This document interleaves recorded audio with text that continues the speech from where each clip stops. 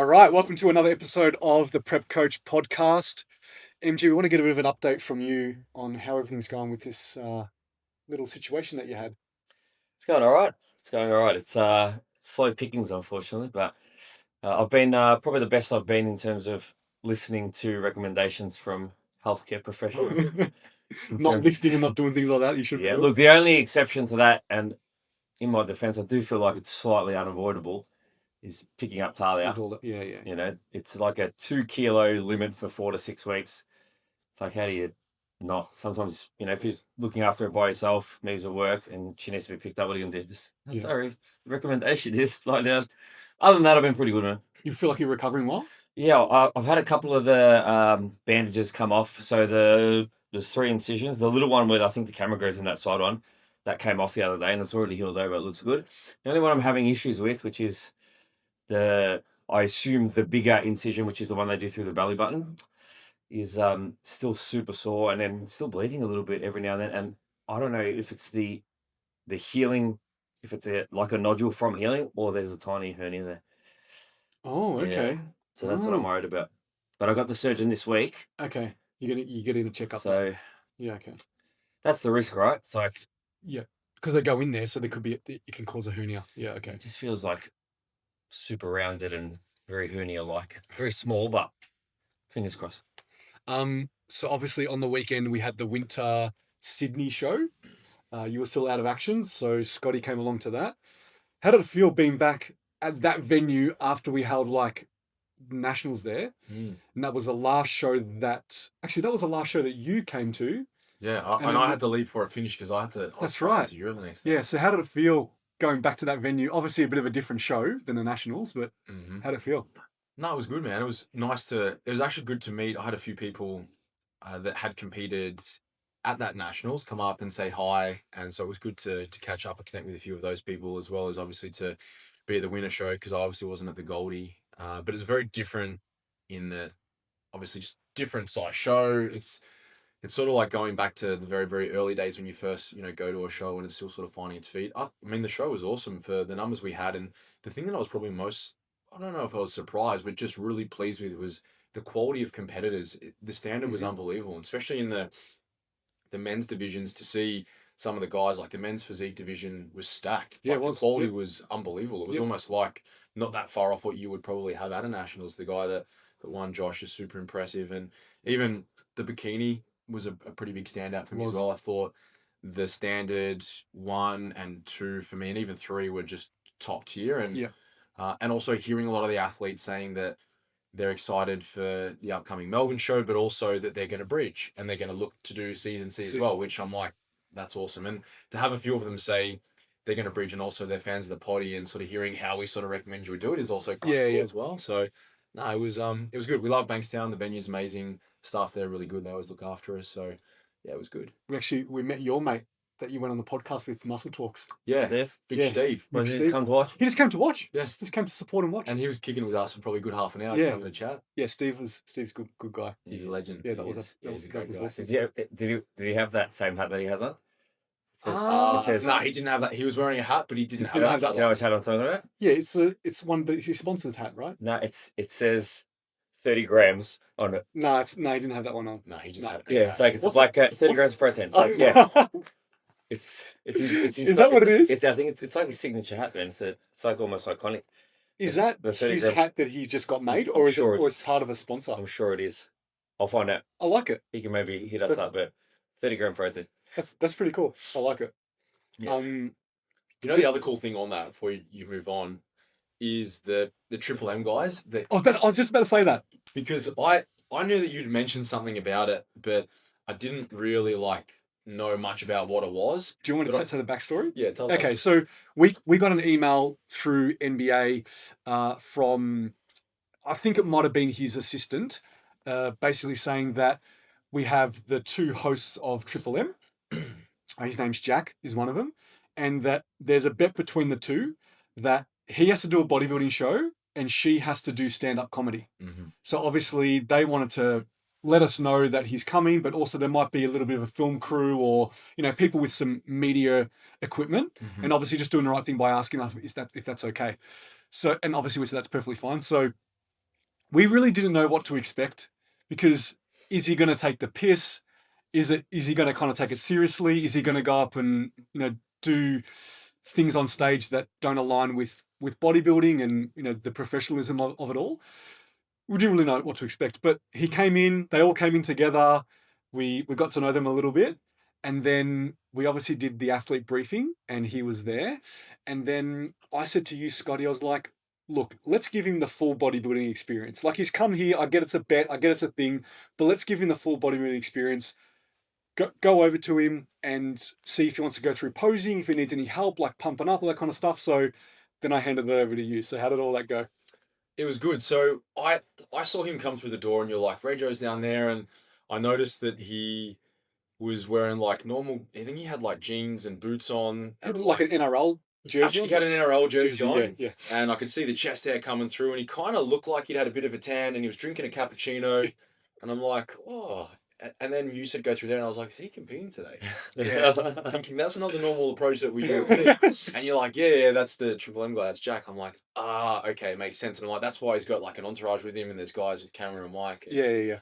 And honestly, he was a lovely, lovely bloke. And we, as you said, we wanted to make sure we knew that it was a bet, but also it wasn't being disrespectful to the sport, to the other athletes, and obviously to us as the Fed.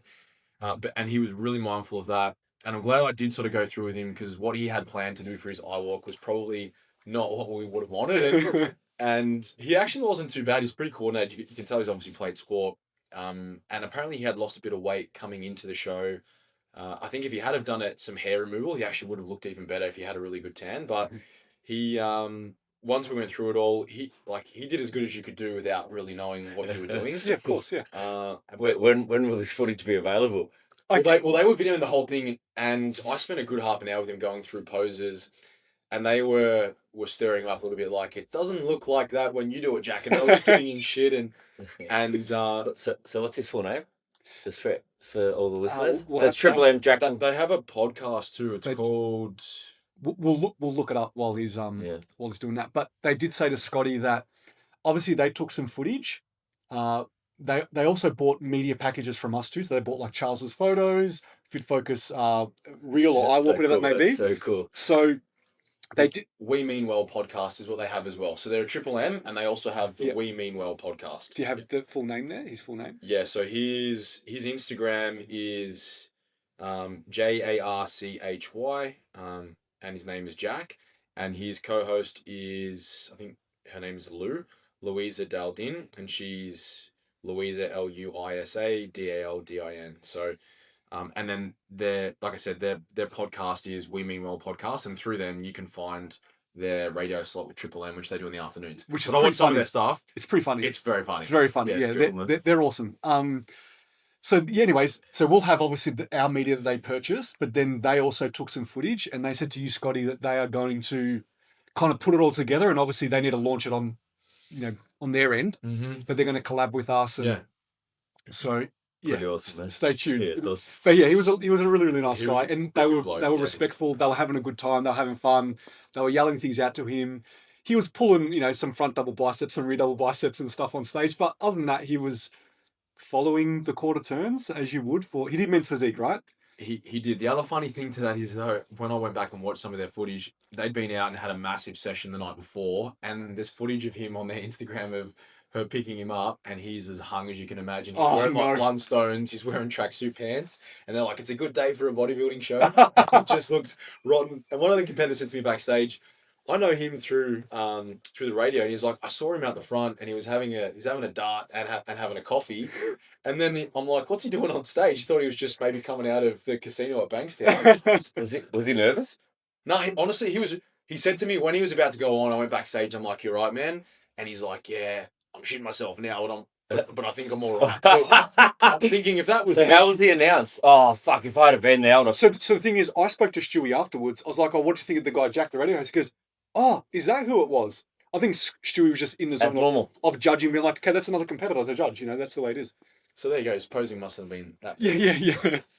Did he pump up? Like, did you help him pump up? Yeah, so he didn't have dumbbells or anything, just some push-ups. Okay, cool. And that would have. I can't wait to see the footage of you taking him through a pump up and posing. Yeah, it was funny. It'll be so fun. It's funny. Um, Any other updates? T-shirts. We relaunched them, We did. and they went live last week, and we got a pretty good response. You want to talk about it a little bit? They went nuts. You and I were on the phone, and Yeah, we had a 6-minute phone conversation, and I think we had 23 orders. We just go sent out, bang, bang, bang, yeah, bang, which bang. was cool. But I think Yeah. like in that one day, I think we finished on 72 or 73 t-shirts. Jesus. Man, I just feel like I work for Australia Post. I sent you guys a quick photo of just like t-shirts in bags, Yeah. printing shipping label, Yeah. t-shirt in bag. But yeah, probably went a little bit faster than we thought. Appreciate everybody who ordered. Yeah, one. that's Thank you awesome. so much. Can't wait to see them showing up around at shows, in gyms. Tag us. That means it's probably a little bit less than we thought. A little bit less left than we thought there was going to be. So if you were just about to and didn't, I wouldn't be waiting too much longer because there's less than what has already gone out left. So We might put some aside to bring to shows. can do that. If anyone wants to purchase on a day at a show, obviously we're traveling around, but obviously in Melbourne it's fine. We can bring a fair bit of stock with us if we need to. We'll bring some to Melbourne. So we might bring some. I'm just thinking logistically, we've got to update Shopify to make sure that they are taken off the inventory list. But yeah, but for everybody else who ordered them, they went out yesterday. Yeah, awesome. So good. Yeah. It's exciting. We appreciate the support, and it was awesome. It was pretty cool to just like I said, it was just by coincidence. I was on the phone to Scott just trying to coordinate something, and it was just like ding, ding, ding, ding, ding. You know, it's going to be interesting if people start wearing them at NBA shows. Is they're very similar to our NBA T-shirt, except it has Prep Coach Podcast logo on it. So that's going to be the distinguishing factor. But the back of it is the same as the ones we have. Well, it's only the four. It was only me, you, Scott, and Stuart who had that specific one. Yeah. No one else, no other competitors ever had. Yeah. So now everyone does this. But the T-shirts that we give away to competitors during the show, they're just the plain NBA logo on the front, so they're different. These are different. They're also a different. Like they're made differently. They're oversized. They're a lot. They're not as thick as the other ones, so they're more a training top. There. The ones we have are more a training top. As in like the new ones. The new ones, the ones we got. Yeah, the new ones, yeah. So link is in our bio. You can grab them there. It's pretty self-explanatory. So, retreat. We also launched the retreat to the public as well, and that went pretty crazy. And we might have to shut it down. I know we've allowed people to pay the deposits by I think the end of this week, and then that's it. Yeah. If anyone that doesn't pay a deposit, we're going to go straight to the waiting list of people. So the link is still available in our bio. I don't know, by the time this episode comes out, it's probably still be available if you listen to it straight away. But we're not guaranteeing you can get in, but you could potentially get in if someone doesn't pay a deposit on the weekend. Yeah, so once you've registered the expression of interest, they obviously get the email about the details to pay the deposit. Yep. And as it stands, there's 7 deposits left to be able to pay. So we had a lot of registrations of people that wanted to register for the retreat. Yeah. But I checked this morning and there was another 3 deposits paid overnight. So wow. Yeah, we've already got more than we had at the last retreat. We're pivoting in terms of how we're doing it. We open up a few more spots. But yeah, so if you are someone that's registered and you haven't paid your deposit yet, I would do it ASAP because it has to be first in best dress because from our perspective, we have to pay all of our suppliers and it's more than what the deposit actually caters for. Yeah, we're putting ourselves. Yeah, we put some of our, which is fine. Yeah, 100%. But that's so that they can secure their spot. So because from our end, in order to run it how we're running and do what we're doing, they want security, the resort we deal with, our drivers, the gyms, our food suppliers, the massage. There's so many moving parts with it. So yeah, if you have registered, and there is a few that ones that I would be like, oh, they're definitely coming that haven't actually paid yet. So I would pay today. Yeah, otherwise, you potentially might miss out. And we can't, once it's filled, it's filled. We've capped it at 24. Nobody paying. Timsy paid overnight. Oh yeah, so some people are like, bang. What's that? Sorry. Don't stress. Timsy paid overnight. Oh, did he? He's got to be that person who you're like. Yeah. There's some people who's like, are coming no matter what. Well, 2 of my athletes messaged me being like, because I said to them, it's pretty close to already full with expressions of interest. So register your expression of interest, and then as soon as you get the email, which they obviously did, because they 2 of them in their check-ins this morning are like, I paid my deposit last night, so I'm coming. Yeah, cool. So I'm like, all right, they're in. Because the last retreat was technically our biggest retreat from a participant's perspective, and it was 16. Is that right? 17 participants. This one we're going up to 24 max. 24. Yeah. Max. And that's the only way we can cap it. Because we always said you could have a 1-to-8 ratio. And that's, I think, what we had on the first one when it was you and I. Yeah. And that was fine. But obviously, the way that we do it in the logistics now, it's easier to manage with 3 to be able to do that. So we're still staying within those sort of parameters. But that, and we had a good sized group. With all of us there, it was 20. So this time you've got 24. So I think, and the group was just such a good group. It was It turns out Bill Freeman loves people. Oh, yeah. He's a legend. What a shock. He's awesome. He's coming. He's coming to the next one. Yeah. And he's I think maybe over half are More. returning or more. More. Returning. I think more. I And think what's 11. also cool, 11 are returning. there's a couple from the previous ones that are also Coming coming. back. that came on the first. And trip of then the first you've got like, you know, a Nerida who's bringing her daughter. Like there's it's pretty cool. Yeah, it's awesome. Yeah, it's gonna be good. So we're running that one in March, which is going back to what we originally did for the first one, because the first one was in March, the first ever one we did. Yeah. We made sure it was after Talia's birthday because we know when she's born, so Perfection. so we can't miss the birthday party. Perfection.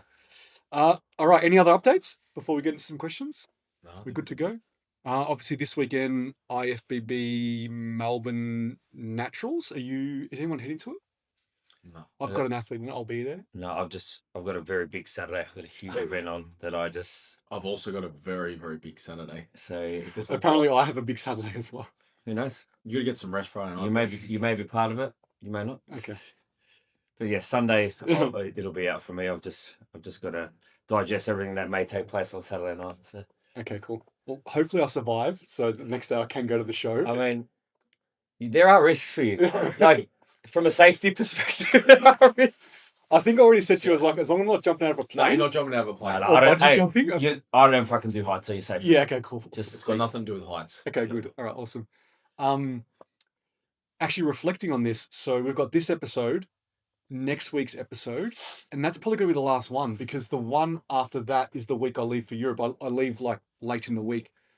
We're not going to have enough time to get an episode in. I leave Tuesday, I think. For Europe? Yeah. I thought No, you're leaving the following week, right? Oh, you're leaving the week before. Yeah, I leave the week of the wedding. Yeah. You're on a Monday, I think. It's like midnight, I think, Monday. 10:50, I think. There you go. My guy's got me covered. So, anyways, for the listeners, there'll be one more episode after this, and then there'll be a break while we're over there. Oh, so we won't be able to review nationals. We won't be able to review NBA Nationals, no, during that time. Croatian edition. but while we are away, or while the podcast is on a hiatus, there will be a lot of clips from the podcast being published through Instagram. So we're going to have a lot of reminiscing. Can we get the one of Scott measuring my girth on his knees? Can we get that? Doing your breaths. I got to see if I got that. You got that. I can see. I have to go back and see what episode that was. Hey, you fucking find it. Yeah, I've got to find it. But anyway, so 2 more episodes. This one and one more, and then we are on a bit of a break. Maybe you can, if you bring that, you can just maybe the day after the wedding, just in the morning we can have a cafe and just reminisce on what it is, and you can put some Croatian raw footage. You can get MG in his short shorts and his thongs. Yeah, there's I definitely. don't know why. Scott assumes I'm even going to put shorts on. I might. Yeah. It depends Why? what time it is. What? And then when we come back, or when I come back, I literally land Thursday midnight, and then that weekend is a 2-weekend show, Tassie and SA that weekend. So straight into the season. It's gonna be fun. And then, I've never had jet lag though. Have you ever had jet lag? fuck, I had fucking surgery lag, man. Yeah. I have, but there's things you I can have do. to. Like we'll do the creatine loading with you, just Okay. in terms of helping with cognitive function, and there's things that you can do with light exposure, meal timing for your circadian rhythm and things like that. I've always And I employed all of that, and I was sweet when I came back from Europe. I've always just, wherever I land, I just go to bed at their nighttime and stay up. If I need to stay up, even if I had no sleep, I'll just stay up. But if you can have your meal timings, so let's say like you're going to Italy first, you're going to Rome. Yep. As soon as you get on the plane, if you can set yourself to the point where you eat around the times that you would eat over there, and when you would usually sleep over there, if you go through a period of fast there on the plane, even though you might like, fuck, I'm hungry, Yep. then getting back and eating on that routine, Okay. that as well plays a big part in terms of circadian rhythm. I leave here in the afternoon, 3-4 o'clock in the afternoon, and I land there at 7 a.m. Mm-hmm. So you would need to sleep at some stage, but you're stopping in Doha as well. Yes. So I would have the time that you're going to be in Rome on your phone set up so you know Okay. what to do, and even potentially the night before, try and stay up till maybe 2 or 3 a.m. Like in terms of staying a little bit later awake, Yeah. wake up a little bit later. You're going to fly in the afternoon, which is perfect. Yeah. Which means you'll be able to stay awake later. Maybe you don't go to sleep till 4 a.m. or something like that in that time zone. I'm a terrible sleeper on planes, like terrible. So it's most likely what's going to happen is I'm going to rock up in Rome 7 a.m. and had no sleep, and then just push through all the way through the night. Yeah. So if you can sleep, sounds like me Monday to Sunday. Yeah. if you can just stay up really, really late the night before you fly, and then even if you go to bed at 2:30 or 3, and then if you woke up at like, I don't know, 11, then you go. You gotta go. Everyone's like, well, this is obviously not the normal time we record this, but I've got to swap over because wifey has to work. So like typical MC, I just intro and He's out. All right. see you all, everybody. See you in the next one, bro. Take care. Go see All right. on a horse. I've got to go see a man about a horse, yes. All right, you want to get through some questions? Seems that he's heading off. Really, let's start with the simple one. Apples and fruit causing bloating. Why does this happen? Well, probably fructose, but also apples are very high in fructose, but they're obviously most people eat them with the skin on, which is where all the fiber is. But fiber, foods that contain high amounts of fiber delay gastric emptying. So, I've spoken this before, food that stays in the stomach a bit longer, and so you feel a little bit, more full or potentially even distended. But there's usually a threshold to most people have a tolerance of how much fructose they can essentially on board without hitting that threshold of feeling a bit distended. But they have different metabolism pathways as well. Obviously, glucose and fructose, you can take on board more glucose than you can fructose. You can onboard more total carbohydrate with a blend of both. But if you were going to have 60 grams of carbs via glucose versus 60 grams of fructose, you would notice a distinct difference. So, if you're finding that it's fruit that does it, and again, some fruits, there's less fructose and there's more glucose, and they're usually a little bit friendlier. Yep. But it's probably the fiber. So if you're eating apples, if you take the skin off, although that's where a lot of the micronutrients are. Yeah. Otherwise, I would say maybe just eat less of the apple and potentially be mindful of what you're eating before and after that, because fruits are also, and apples and things like that are also high in fiber. But if you're having meals that contain high amounts of protein, which has a higher thermic effect to feeding, or if you're having a higher amount of fat prior as well, if that's already slowing down gastric motility and then you're throwing an apple on top of it, it can make it a bit harder. But if you're someone like when you're in contest prep, like I use yogurt and apple as a meal as a means of you can get some fiber. Okay. Satiates you quite well. The calories, it's a little bit sweeter. There's a bit more calories in 100 grams of apple compared to say like strawberries or something like that. Yeah. But the satiation is much better from a satiety perspective. Yeah. Okay. I've never really make many apples, to be honest. I don't know. I used to eat apples all the time, and now having kids, and when you do their lunches, Jen cuts their apples up from every morning, but I'll usually have an apple cut up because I just find it easier to grab it, and it's easier to just crunch and then not have to get rid of the core and throw it away and have sticky fingers. And someone asked me the other day, what is your favorite fruit? Do you know what yours is? Because no one will ever guess mine.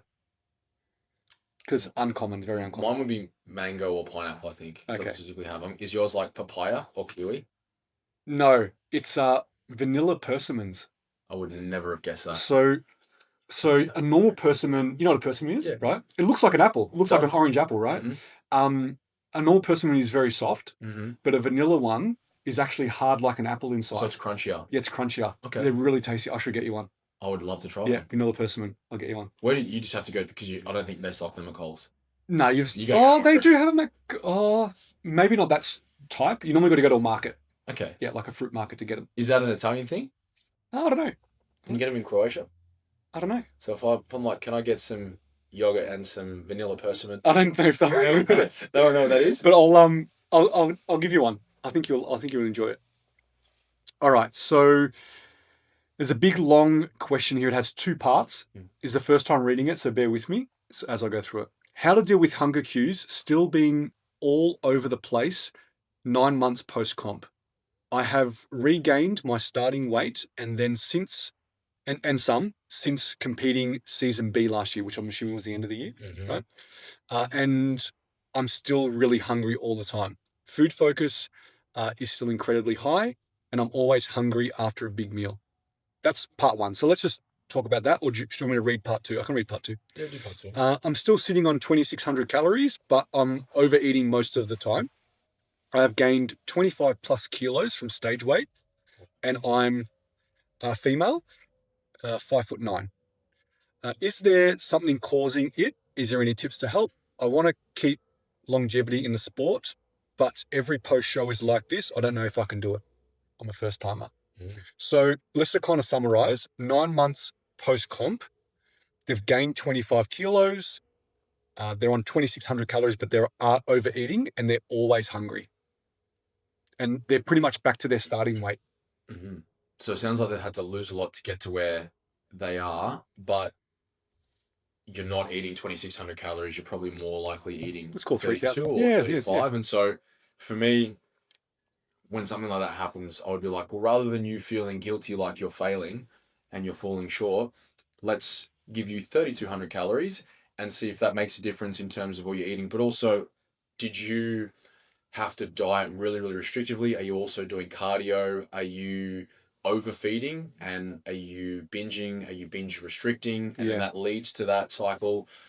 What's your fiber content like in terms of, you know, the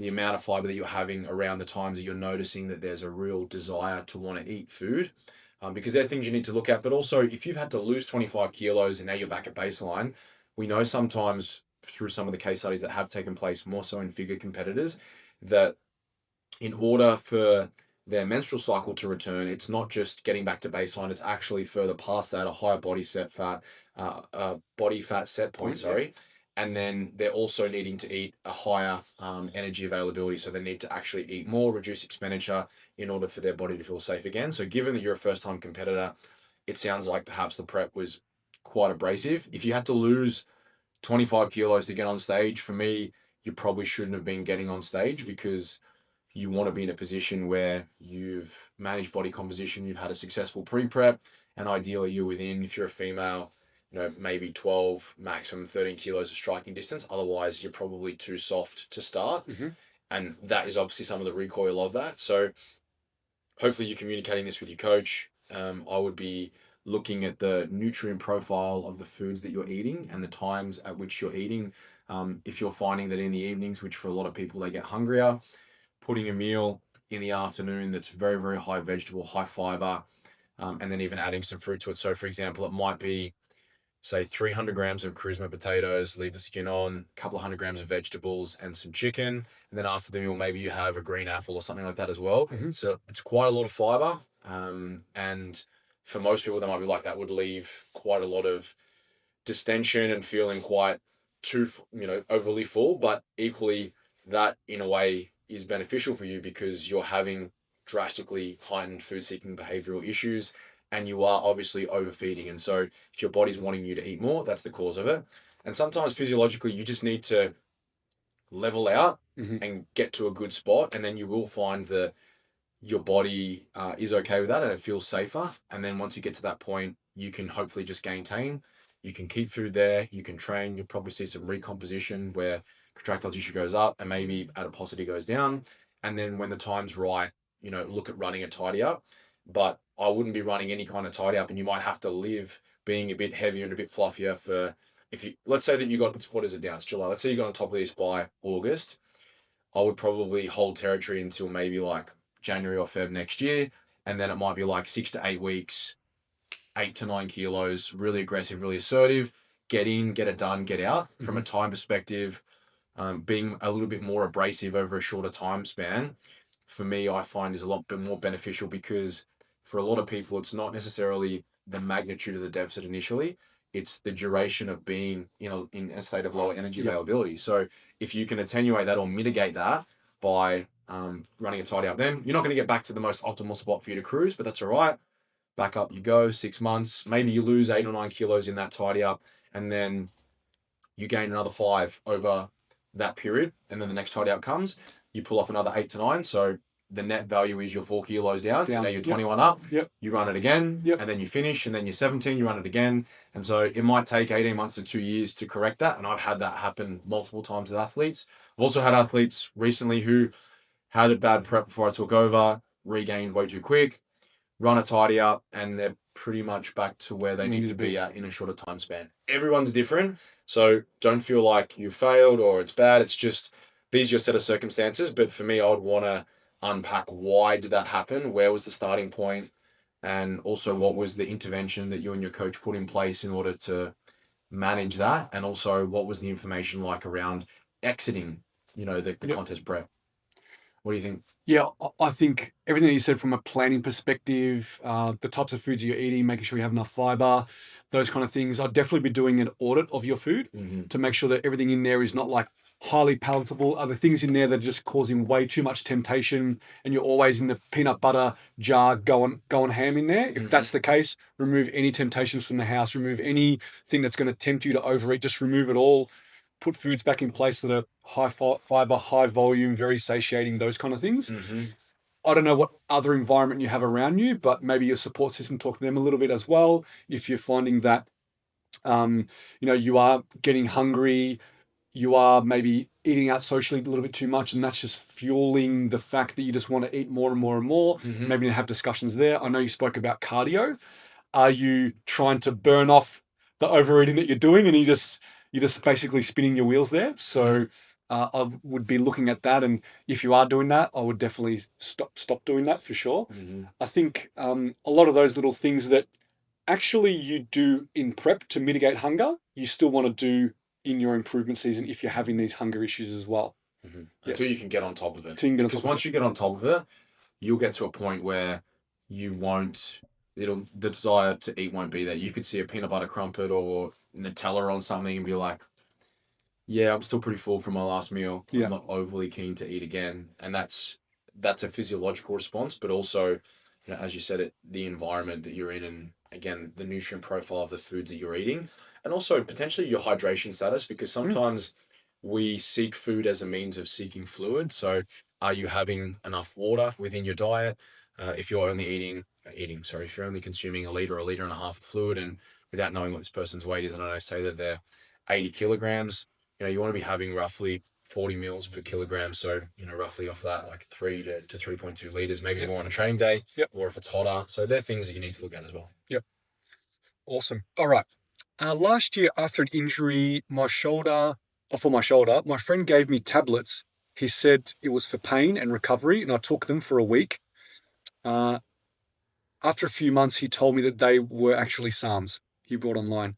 Can I still compete natural, or would I fail to verify?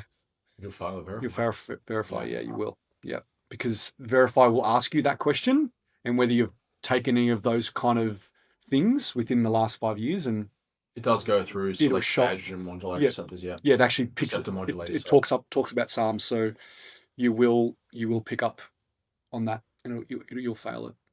And for those that are looking at using them, they're just, if you were going to run pharmacology, that's a dog shit drug for you to do. It's a waste of money. You're not going to get anything from that. And the research is very, very clear. There's no real benefit from taking that. If you're taking TRT or you're taking, anything that's actually going to be a compound that's going to help you accrue tissue, then obviously that's a different story. But for me, I'm like, that makes me feel a bit sad that you've cost yourself that natural status, which is not your fault. But this is why one of the first things we teach athletes and professional athletes is that you've got to question everything that you're having, and you need to look at what you're having and who you're getting it from. If someone says, hey, here's 2 Panadol, and they just give you those tablets and you don't know what it is, you should never take that. You need to see them come out of the packet, look at the packet. Is that okay for me to have? Yeah. I think you always want to be mindful of that, because otherwise you can jeopardize, obviously, your status and your health. Look, I don't know anything about this stuff, but can SARMs in tablet form?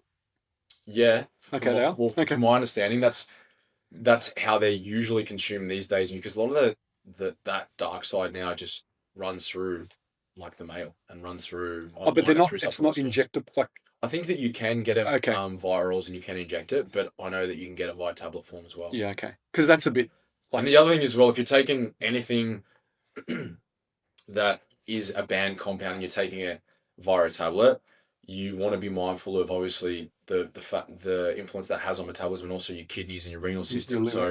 Not that injectables are safe, but in some ways, at least it's going directly into the, into the bloodstream versus the other area. So you just need to be, if you're going to go down that path, you need to do your research and speak to someone that specializes in that area, but also speak to them around why you want to cross over to that side. If you for me, I've never understood, you see young people who haven't hit their genetic ceiling and they want to cross over, because until you can, if you're crossing over, you should have really, really good density. You've built a crazy physique because the foundations are there. You know how to train hard, you know how to eat properly, you know how to sleep. Because if you're not doing all of those things perfectly, the drugs aren't going to make you incredible. They just allow you to take things to an extreme. Yep, definitely.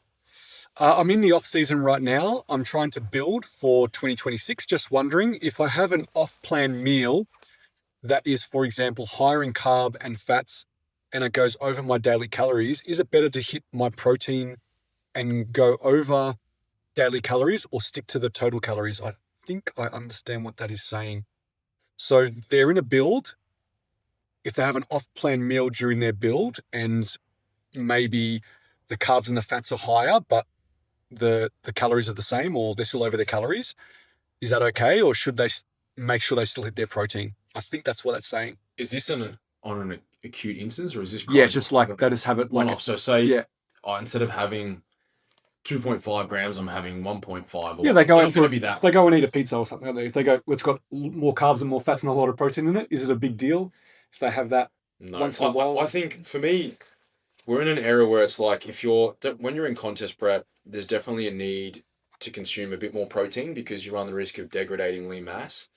But I don't know if I said this on the potty last week or if I just said this to someone in a check-in, but if you had to choose between someone having, we know that 1.6 grams per kilogram body weight is like that threshold of where you want to be at. Protein, yeah. If you have someone that's having 2.5 grams per kilogram of body weight versus someone that's having 1.5 grams, and the person that's having 1.5 grams knows how to fucking train hard and knows how to train to close proximity to failure.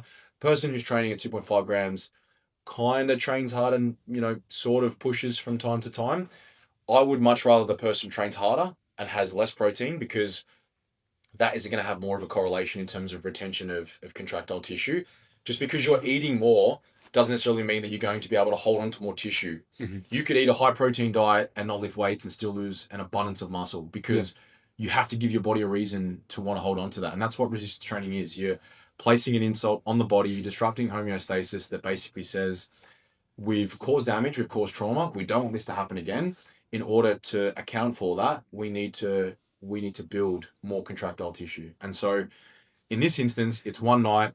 If you've had enough protein the day before, even if you've had under 1.5 grams, and even if it was a pizza, you're probably getting that via the cheese anyway. So if you are under and you've gone way over your calories, I wouldn't be like, oh, now I need to go and eat some chicken breast or have a protein shake before bed.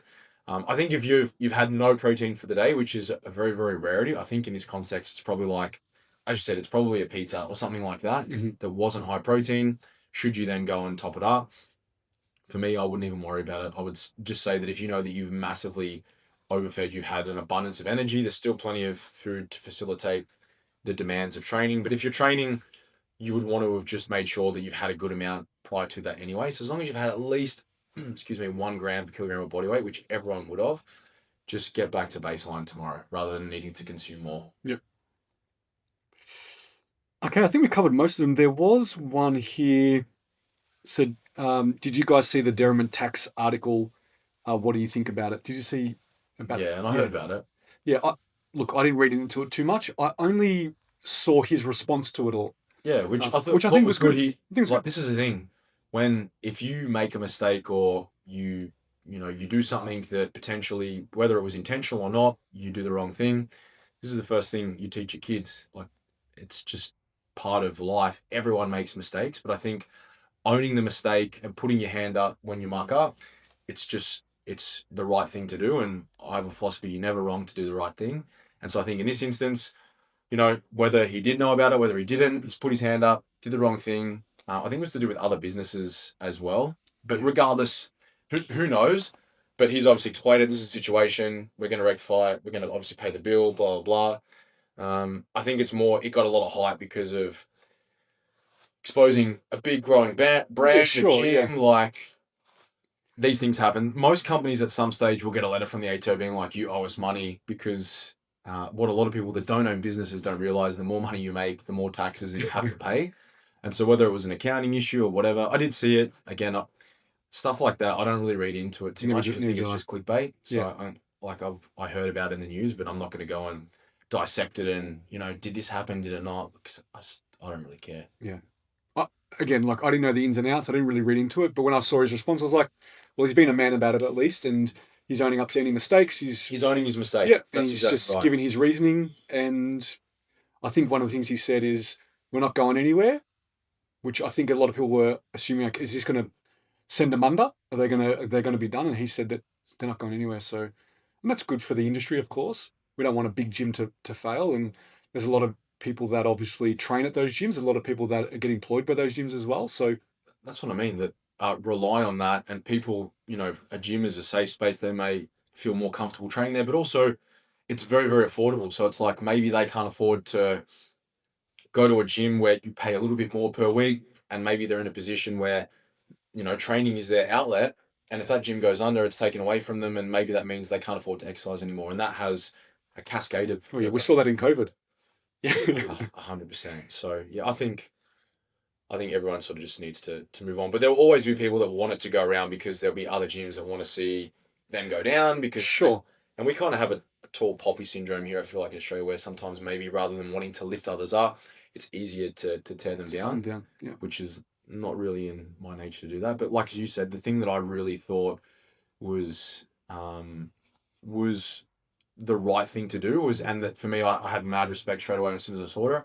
Didn't try and shy away from it. Didn't conduct himself and complain or poor me or say it's all lies. He just put his hand up, and then I think, as like right now we're saying, good on you, man. Respect you for doing the right thing. Yeah. All right, that's it. Ran out of questions. MG's gone. I think we done it in good time. Yeah.